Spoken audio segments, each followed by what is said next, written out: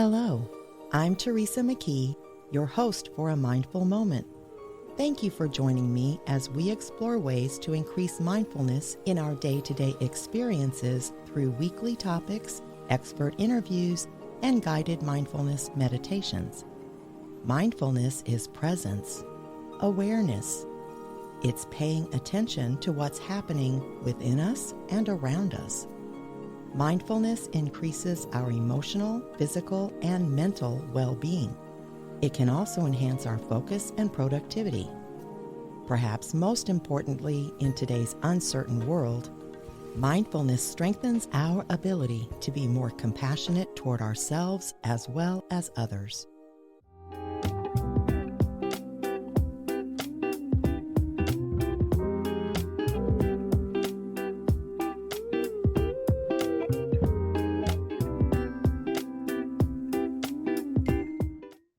Michael Amster is a physician and faculty member at the Touro School of Medicine. With 25 years' experience as a pain management specialist, he is currently the founding director of the Pain Management Department at Santa Cruz Community Health. He's been a student of meditation for over 30 years, as well as a certified yoga instructor and meditation teacher. He splits his time between clinical work, research on awe, teaching mindfulness, and leading awe-inspiring retreats around the world. I'm really excited to talk about the new book today, The Power of Awe. Welcome, Michael. Oh, thank you so much, Teresa. It's really an honor to get to meet you, and I'm thrilled to meet your community of listeners and to get to share some moments of awe with you this morning. So thank you for welcoming me here, and I'm just thrilled to be on your podcast. Great. It's a great book, by the way. I really I read the book and I have to thank you because I really needed it right now. Hmm. No, I've been drowning and overwhelmed for the past few weeks. And, I use my mindfulness practices, but you can only maintain an unhealthy balance for so long. And so it's sort of the perfect jolt to get me back on track. So thank you for writing the book. Before we get into all the fascinating details, can you talk a little bit about what led you to write the book? Yeah, it's a great question. So I've been a student of mindfulness for over 30 years, and started my practice when I was in high school and college. I always wanted to be a doctor since I was a young boy, and I suffered from test taking anxiety. And as I kept taking those next steps of exams up to the MCAT, the med school admission test, I had worsening anxiety and panic attacks. And a friend turned me on to studying mindfulness, and I went to my first 10-day Vipassana, which is a Buddhist form of meditation retreat that was, I guess, my gateway into mindfulness. And about 10 years ago, I was trained as a mindfulness teacher at Spirit Rock Meditation Center, which is a kind of one of the nation's leading mindfulness retreat centers in Northern California. And so I had a conversation with my friend and colleague and mentor, Jake Eagle. He's a psychotherapist in Hawaii, and he leads a spiritual community called liveconscious.com. And I was attending one of his workshops, and he and I had a conversation about how much challenge we notice our patients and our participants have with establishing a sustained mindfulness practice. It's really hard for people in our current busy day and age to find 20 minutes a day to sit and practice with all the distractions we have. And so we're exploring this idea of, well, what would be the ideal microdosing mindfulness experience? And kind of came up with the idea, well, let's create microdoses of mindfulness throughout the day. And so I flew to Hawaii, and as you know, and I'm sure those who've been to Hawaii know, like Hawaii is just filled with a lot of extraordinary awe. Everywhere you look, it's so beautiful, the mountains and the ocean and everything. And it was actually when we were having a conversation, I was making breakfast for Jake and Hannah one morning, pancakes, and I poured the batter, and I was fully present and brought my full attention to that moment of watching these pancakes cook from the liquid batter to a solid pancake. And I think, like most people, when you pour your pancake batter, you pour it, then you leave and you go off and you're making sausage or orange juice or coffee. You're just multitasking, or you're making your kids their lunch for school. Well, I had this, what I call an epiphany, and really it was a moment of an orgasmic moment where I had those chills and tingles when you have a really extraordinary moment of awe. But it was just the simple act of making pancakes. And so from that, we dissected what had happened. And we realized that this ideal micro dose of mindfulness practice that we can take anywhere, any place, is this idea of experiencing a moment of awe in the ordinary moments of our lives, like to really open up our perception of reality to find the beauty, the wonder, the grandeur in all these simple moments that fill our daily life. And so from that, we designed what we call the awe method. We use the word awe, AWE, to create a three-step process to stimulate people's experiencing a profound or even sometimes a subtle moment of awe in the ordinary. And being a medical doctor and interested in research, Jake and I both did pilot studies with this method and did some initial studies that showed decreases in depression, anxiety, decreases in chronic pain in a 21-day program where we taught this to our patients and clients. Well, then I tracked down Dacher Keltner, who's the founder of the Greater Good Science Center at UC Berkeley. And he's really the granddaddy of all awe research. And when he saw our initial data, he was like, wow, this is the future of mindfulness. You guys figured this out. He's been studying awe for 20 years, but it's always been extraordinary awe, not the moments of ordinary awe that is really where the richness and the depth can come from on a daily sustainable basis. So the pandemic came right after we had met, and then we decided together to do some very robust studies where we recruited about 300 primary care patients and 200 doctors and nurses on the front lines. And we did this 21-day program where we taught the awe method virtually on Zoom and followed pre and post metrics as well as daily metrics and saw just profound, amazing results. And so from that study and the results that we're publishing this year in academic papers came this vision of writing the book and wanting to share this work out in the world because the benefits were so profound for people and wanting to get this method of a way to really change one's level of consciousness in truly just 10 to 15 seconds at a time. Amazing. Yeah, that's what Yeah. I'm like, what? Microdosing? Because Yeah, we're not talking about psychedelics here, but it's funny. Actually, originally our title of the book was maybe going to be Microdosing Mindfulness. That was our first title. And then, there a lot of people have a connotation of microdosing with mushrooms or psychedelics, LSD. So, although I think in many ways, when you have a moment of awe, it can be almost like that transformative experience that psychedelics give us. So, yeah. And so I know you've been really busy and it sounds like you've been trying with your stress and what's been going on, trying a few moments of awe here and there. And is the practice helping you at all? Have you noticed a shift for yourself? it is. I love it. I just finished reading the book yesterday. So I Okay. had a little bit of practice so far. But I can see the benefit. I mean, I can already tell that it's beneficial. And I'm serious about the what do I want to call it? Like it's like a quick hit in some ways because the benefit to me of that is there's many reasons, but mainly for myself right now, because I am in a place where it's very difficult to set aside 20 minutes a day.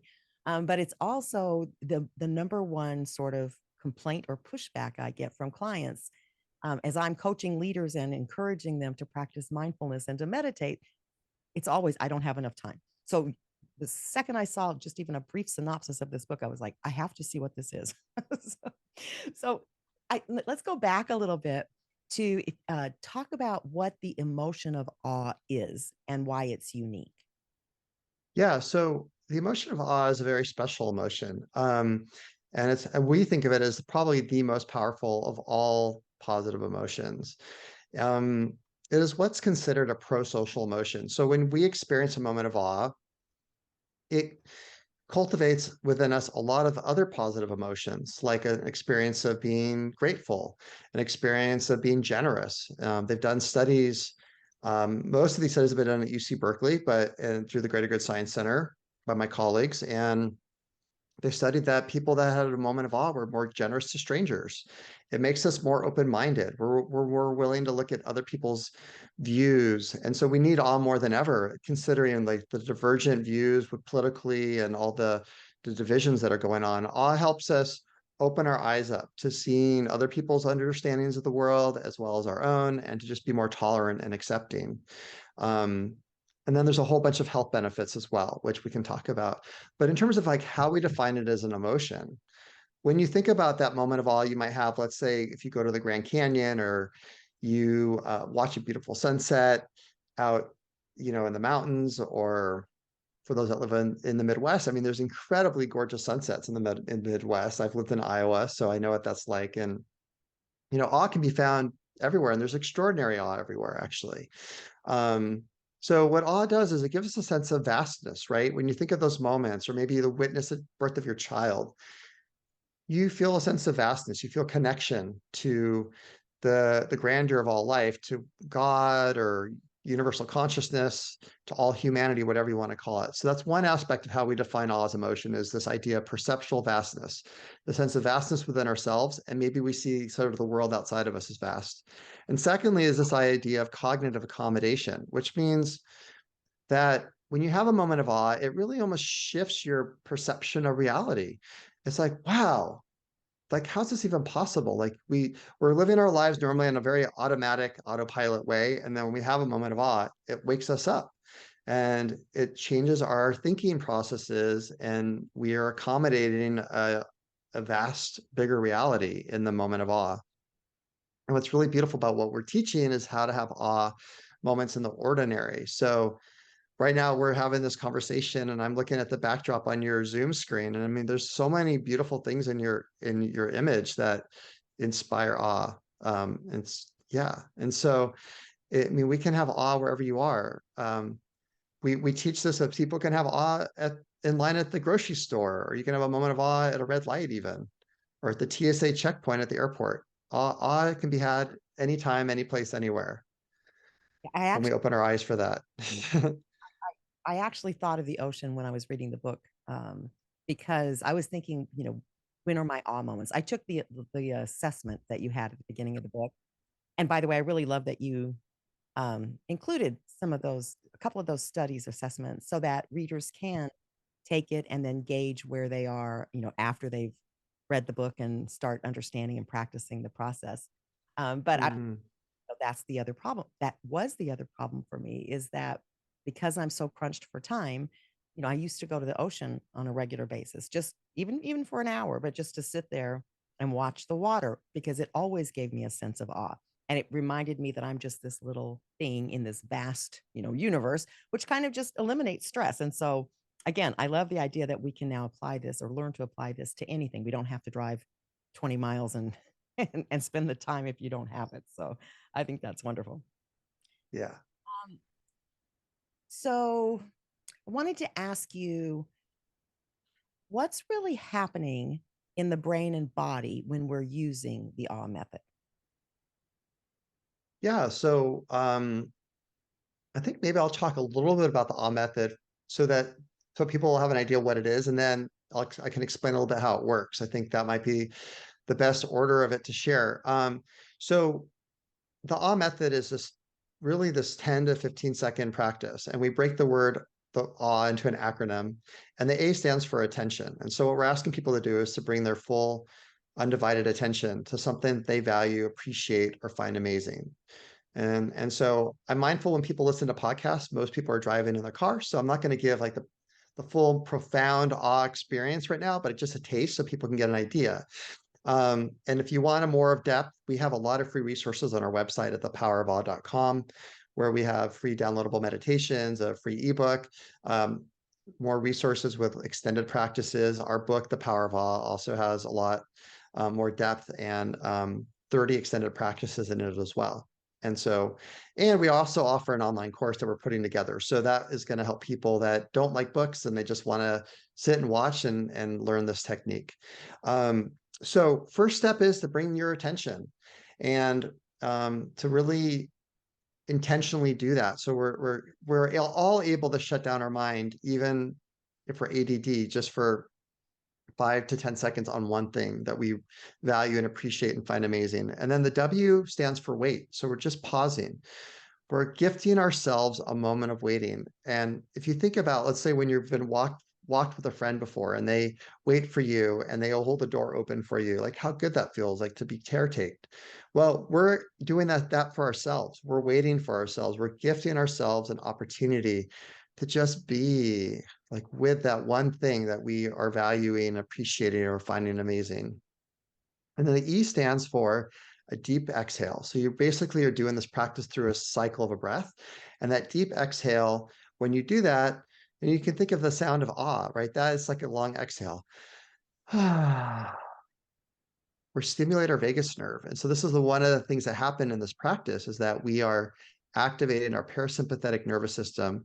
The vagus nerve is the master computer of that rest and digest part of our nervous system that does all the healing and repair and regulates our heart rate and blood pressure in a very positive way. And then the E also stands for expansion. So we're allowing ourselves to have that full moment expand in us to give us that sense of vastness.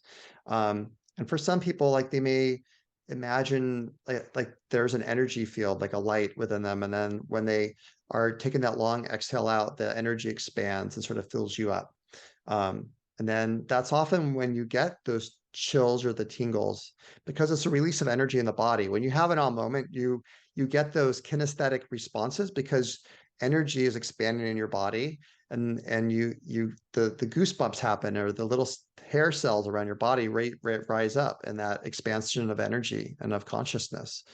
So what's happening, as I just shared, when we do this practice and we practice a moment of awe is kind of four main physiological things. One is that we're stimulating the parasympathetic nervous system, the vagus nerve that I talked about.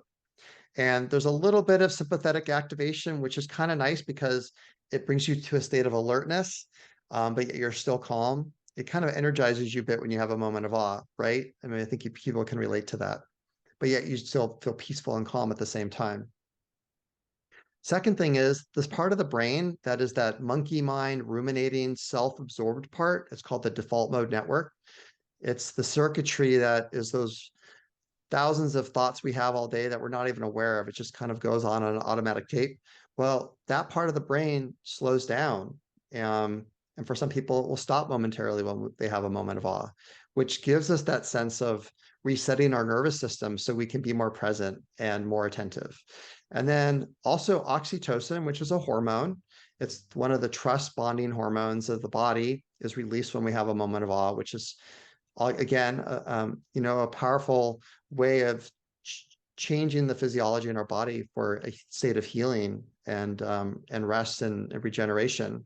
And then finally, what really excites me quite a lot is that they did a study where they measured blood levels of inflammatory factors in people's blood, um, following with different positive emotions. And the emotion of awe was the only positive emotion to actually lower these inflammatory cytokines. And these are the intermediary factors that recruit our immune system and create inflammation throughout the body. And as we're learning more and more, basically all chronic disease is related to inflammation. Heart disease is an inflammatory condition. Cancer is, diabetes, autoimmune diseases, even depression is an inflammatory condition in the brain. And so when we have a moment of awe, we are dropping down those inflammatory factors and creating a state of safety and healing in our physiology. And it's so important because when we're on that automatic, rushed, stressed out state, which most of us are in our daily lives now on that treadmill, we're creating all these inflammatory factors. And what the awe practice does is it gives us a chance to reset, change our level of consciousness so that we can then live our daily life with much more presence, peace, a sense of timelessness, and that sense of vastness and wonder that is really our gift. Like we're wired this way to feel this way as humans, and we've lost touch with that. And so this practice brings us back to what is sacred in our lives. Yeah, it's funny. I was going to ask you about the healing part. I used to never get sick. Oh, I'm back to that. But I hadn't been sick in at least 20 years. Not even a cold. I just don't get sick until the pandemic. And then it wasn't Mm, got me. It was polymyalgia rheumatica, which is completely inflammation, right? And so I recognize Right. like, oh, and I don't mean this in a blame way, but I just recognized right away when when it started, it was like I did this because I've been sitting in this chair 12 hours a day with stress levels through the roof, trying to save the business, from the shutdowns and everything. And Mm, when I found that chapter, I wish the book had been around back then because that was back in 2020. But I used mindfulness practices to get off the corticosteroids like 2 years early, and I really, realized really, get really address the stress. Like that's the heart of it. I'm quite clear about what stress does to us, but yeah. it was not easy, right? It took a lot of effort, and you talk in the book a lot of effort. It was hard to do. And so one of the things that I found appealing about the Ah method is you're really saying that mindfulness and meditation and other contemplative practices, it's not that they don't work, but that we have to really put effort in to get them to work. And with awe, it sounds like it's a lot easier and quicker than going through everything we have to go through, because the mind argues with you and your body kind of argues with you. And so I wondered if you could talk a little bit specifically about the importance of our emotions and feeling safe related to chronic pain and inflammation. What does the safety have to do with it? Yeah, that's a great question. So first, I just want to acknowledge what you shared about this idea of accessing awe is an easy practice. And we've learned a lot from our research. And one of the things we've learned is that you can't force a moment of awe to happen. So, like when you learn this practice and you read our book, where people often stuck themselves the most is when they're like, okay, I'm going to have a moment of awe now. I'm going to make it happen. Well, you don't go to the edge of the Grand Canyon or like witness the birth of your child and be like, I want to have awe now. I want to have awe now. It doesn't work that way. You're just so present and you open yourself up, and then the moment of awe arises. And so what's so beautiful about this practice compared to more traditional mindfulness practices that do take a lot of effort, concentration, they take time, is that this can be done anytime, any place, anywhere, and it doesn't take effort. In fact, effort is contra to the experience of awe. Like you have to let go and allow those moments of awe to really bubble up. Um, it's like the idea of like for me often is I teach people when they're starting to build this practice up, is we teach people this just start to open their senses up for moments of awe, like a sensorial awe. Look at awe from your eyes, from hearing, from feelings, from taste, from smells.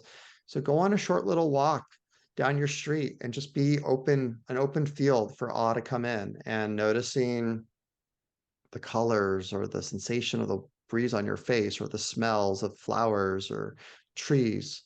It's endless. Awe is everywhere. Um, so talking about the question around safety, which is really important. So we have a chapter really dedicated to this in our book. And the basic idea, it ties into these inflammatory factors, these cytokines that I was talking about. So I'll share a little bit about cytokines. And if you think about what I'm going to say, really it's an all moment. It's in itself like understanding like how amazing this method, all the system is in our body. So when the Earth is 4 billion years old, and when single cellular organisms came about through evolution and that process, a billion, 2 billion years ago, they started to communicate with each other, these different single cell organisms, through cytokines. And cytokines are these collections of protein molecules. And there's basically two main types of them. There's either ones that we secrete that are safe, that make it that say we're in a safe space. And then there's those that say threat, we're under threat. And if you think about like that's how these early organisms knew how to take care of themselves and then to continue to evolve and to survive is like, am I safe or am I not safe? Well, if you look at our development as humans, as a species, I mean, we continue to have this very ancient system that's hundreds of millions, I mean, billion years old, that we have within all of our cellular systems of our body, these cytokines that go around saying, I'm safe or unsafe. And so when we're constantly under a sense of threat, whether it's a real threat or it's a perceived threat, um, we are letting out these inflammatory threat cytokines throughout our physiology, which affect our thoughts and our mood and our organ system health. And I mean, it completely impacts us completely as an organism. And so we talk about the importance of where awe fits into this is because we know awe lowers these inflammatory cytokines and creates that sense of safety, even if it's just momentarily. We know it's having a very positive impact. We did in our research, like I talked about, we had 500 people in our studies, and we saw a 35% reduction in depression in this 21-day program that we taught people to learn this practice and this technique. And we only asked them to practice this 3 times a day, 15 seconds for 3 times a day. So less than a minute a day, we asked people to have a moment of awe. And the results were, off the charts incredible. I mean, equal to the efficacy of taking a antidepressant medication without the side effects. And we saw it improving other areas of people's mental health with decreases in anxiety, decreases of loneliness, decreases of burnout, improvements in overall well-being, decreases in chronic pain. So this whole big picture is really important. And we're learning more and more about in medicine is that for people really to heal, they have to feel safe. And I mean, for a lot of people, when they go to the doctor or the hospital, they don't feel very safe. I mean, hospitals are going to be a scary place to be. And there's bigger issues in our society why people don't feel safe. There's gun violence and there's racism and xenophobia and different ways in which particularly marginalized communities don't feel safe. And why they struggle with more chronic diseases is because they are never feeling safe and the impact that has on their physiology. And so we're really learning that more and more in medicine, like how important it is that we feel safe as individuals, but also as a greater community. Yeah, I think it's fascinating. And if you think about how, it's a range, but how fearful everyone was feeling when the pandemic hit and the shutdowns happened and all of the uncertainty and the fear and the anxiety and not feeling safe. And there's still lingering effects from that. I work with people that still don't feel safe. And it's because, Yeah. like, is there another wave going to happen or am I going to get sick? Mm. And then,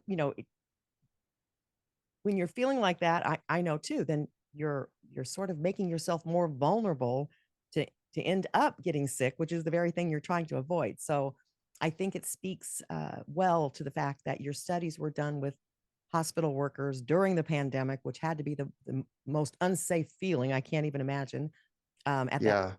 It's still effective. So I think that says a lot.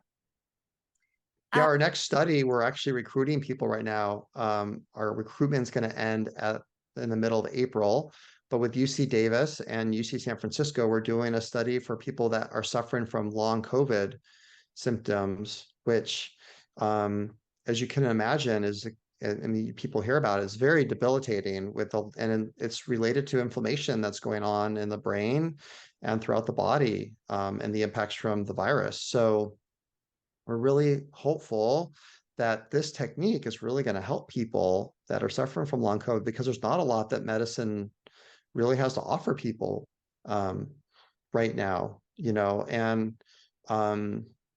yeah, if anyone's interested, if they have family or friends that are suffering from long COVID, you can go to our website, thepowerofawe.com. You can email us there and we'll send you the link to the study. You can also search it on the internet at UC Davis study pages. It's called the Positive Emotions Study for long COVID. And there's a master website with all the different studies ongoing at UC Davis. oh, Yeah. I hope it is effective because I know a lot of people are suffering. Um, Yeah. I want to clarify something, which is whether or not you're saying that the awe method should replace more traditional forms of mindfulness and meditation, or enhance it, or what's your message there? No, that's a really great question. I think really it's in partnership with the traditional therapies. I wouldn't say it's definitely not replacing it. No way. I think there is a role and a place with more sustained mindfulness practices. It's just that if you look at the history and the arc of Buddhism, Buddhism has changed so much since the time of the Buddha's life. That's one of the when we think of mindfulness, really the roots come from India, from Buddhism, from the Buddha, and there's been it's spread all over the world. It went to Japan, which is where we have Zen Buddhism. It's in China, in Thailand, like all these different cultures took it up, and everywhere it touched, it changed in a different flavor and a way for the local population. And so these practices came to the West in the 60s by Westerners who went to India and Thailand and studied with traditional teachers, and it brought it back. And now we're seeing like almost like a next generation, whether you want to call it, mindfulness 2.0, where these practices are being adapted for our modern day-to-day culture, which is a culture where we're constantly connected and we're always on the go. And I think it's anxiety provoking for people to potentially have to to go on a 10-day mindfulness retreat to sort of develop a deep sustained practice. I mean, it's not easy for people to find the luxury of that time or the money to do that. So what I love about this practice is just that it, in many ways, it's a gateway, I guess you could say, to mindfulness. And what we saw in our study is many people that tried a traditional practice struggled and failed. They were hard on themselves. They couldn't do it. It was just too much effort. They didn't think they were good enough. And what I love about this practice is a few things. One is that you get an instantaneous reward. When you have a moment of awe, you feel good. And you want to sustain a practice when it feels good to do it, right? And so what's nice about this is it's short. It takes 15, 20 seconds. We all have time that we can connect a moment of awe to something we already do in our day. So we call that habit stacking. So like if you make coffee or tea in the morning, have a moment of awe when you're making your tea or drinking your tea or coffee. Smell it, savor it, have a really deep present moment making it, whatever that ritual is for you first thing in the morning. Make that a moment of awe for you to start your day with. And then you can have a moment of awe in the middle of your day and then finish your day with a moment of awe. So yeah, it's definitely one that goes hand in hand. And I think it's going to just help people become, I guess, more open and ready to experience mindfulness. And I just love that with this practice, again, it comes back to that presence versus force that we were talking about. Like traditional practice often for people takes a lot of effort and perseverance and energy. And this is something that can be done anytime, any place. And the more ease we bring to it, the practice then just naturally arises. And for people that have practiced this for 21 days and they start to build this awe habit, what will happen is you will get spontaneous moments of awe arising. You don't have to use the awe method anymore. It's really like training wheels you could think of. And then as you change your perception of reality, we call it selective perception. As you start to just look in the world all the time for moments of awe, the awe will arise everywhere. You'll have an awe, moments just suddenly throughout your day at work, or it'll happen at home making dinner. I mean, there's just so many moments to behold of the wonder of life and to be in awe of. Well, Yeah. that's awesome, right? It, it, and what's also nice is awe is contagious, right? So here we are having conversations about awe, but when you share your awe with others, you inspire awe in them. And on our website, you can go, we have what we call a moment of awe page under our section where we say, try it. We want people to try awe, and we actually have a place where you can post your moment of awe, a picture or words. And when you read other people's awe, it's so awe-inspiring to see what stimulates on other people. And then it encourages you to have more awe. And then it's like a butterfly effect, they call it, where it just spreads like in many good ways, to help everyone shift their nervous system. Lovely. All of our emotions are contagious, so why not awe? And awe is much emotions we spread, right? So That is true. Yeah. yes, because we are running out of time. I want to ask you one last question, which is, what are your 3 favorite ways to practice awe? That's a great question. So I think, as I shared earlier, it's like the first thing I get up in the morning is I have a moment of awe with, I love to make coffee. And I actually had this epiphany recently where I realized that people really cheat themselves out of a moment of awe when they use like a Keurig machine, because they don't get to actually open a bag of the beans or the grounds and smell it deeply, like, you know how good it is of an experience to smell coffee grounds? Well, when they're in a pod, you can't do that, right? And then it doesn't even taste that good either. So, yeah, what is my coffee practice of making coffee? And it could be any aspect of that process. It's like watching the water boil in a kettle and seeing the flame early in the morning, like, and how natural gas works, like where it comes from. I mean, this is all this stuff can be so awe-inspiring. I also have a lot of awe with my dog. And we have a park down our street, but I do this walk at least twice a day. But every time I do it, I'm just open to the field of awe. And then I see new things every time. It's the same walk, but what I see and experience, it's so rich and new. And that's one of the beautiful things about mindfulness, right? Is that it gives us, every time we do something, even if we've done it a million times, it's a new experience. And this practice really cultivates that mindfulness experience. And then the final thing, a way in which I love practicing awe, is that with my family, when we have dinner together, we share our moments of awe of the day. And it's really a nice way to kind of focus that. It's like, well, what was your awe today? And it's so inspiring to share that with each other. And I bring this to my workplace too. I'm a clinician still, and I love bringing awe into the patient care room. I share awe with my patients. They share their awe with me. I can see their nervous system shift immediately. And it's a great way of self-care because I'm a pain management specialist, which is a really hard specialty. And the way I care for myself between each visit is I pause and I reset my whole physiology with a moment of awe. And I go out of the room. We have a beautiful art in our clinic. I look at this art pieces and I'm just like, wow, like just the beauty and the creativity of this art and the colors. And then I just reset myself completely. And then I'm like, go into the next room and I'm fresh and available instead of carrying the residue throughout my day, which most people, when they're dealing with burnout, they carry that energy all day long.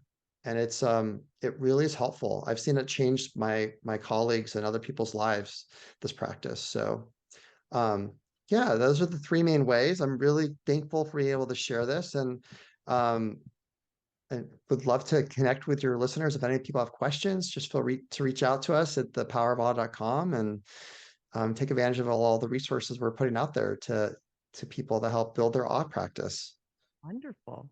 That's great. And thank you for sharing that. I was laughing because when I get in these time crunches, I start looking for things to change so that I pay attention. You know what I mean? Instead of it being automatic. And the first thing I changed was from the Keurig to a French press so that I have to, you know what I mean? It's a whole experience that gives me that couple of minutes of mindfulness. So I'm glad to know I can use that for awe too. Yeah, the same here. I love my French press and get to watch the little the grounds floating. It's so beautiful. So much awe to be had in making a French press coffee. The aroma is wonderful. Yeah. The book is The Power of Awe. I highly recommend it. And I want to thank you so much for writing it again and for joining us today to introduce us to this powerful practice that can really change lives. Yeah, thank you so much. It's really an honor to be here, and I hope we get to meet each other in person someday and maybe go for a walk and share some awe in the beautiful neighborhoods of Los Angeles. That would be lovely. Thank you. Yeah, thank you. Until next time, I encourage you to meditate daily and be mindful in all of your everyday activities. Simply bring your full awareness to the present moment to build your mindfulness skills, paying attention to every detail of what you're doing, from washing dishes to work tasks to taking a walk. Your mind will wander, and that's normal. Each time you notice it has wandered, that's mindfulness. Consider how wonderful the world could be if everyone was mindful. You can help make that happen. It all starts with a mindful moment. This podcast is part of the Airwave Media Podcast Network. Visit airwavemedia.com to listen and subscribe to other great shows like the Daily Meditation Podcast, Everything Everywhere, and Movie Therapy. We deeply appreciate your support at patreon.com/amindfulmoment. Please be sure to subscribe to A Mindful Moment and follow us on Instagram at A Mindful Moment Podcast. Visit our website, amindfulmoment.com, to access podcasts, scripts, and book recommendations. A Mindful Moment is written and hosted by Teresa McKee and/or Melissa Sims. The Spanish version is translated and hosted by Paola Tile. Intro music, Retreat by Jason Farnham. Outro music, Morning Stroll by Josh Kirsch, Media Right Productions. Thank you for tuning in. This podcast is produced by Work to Live Productions.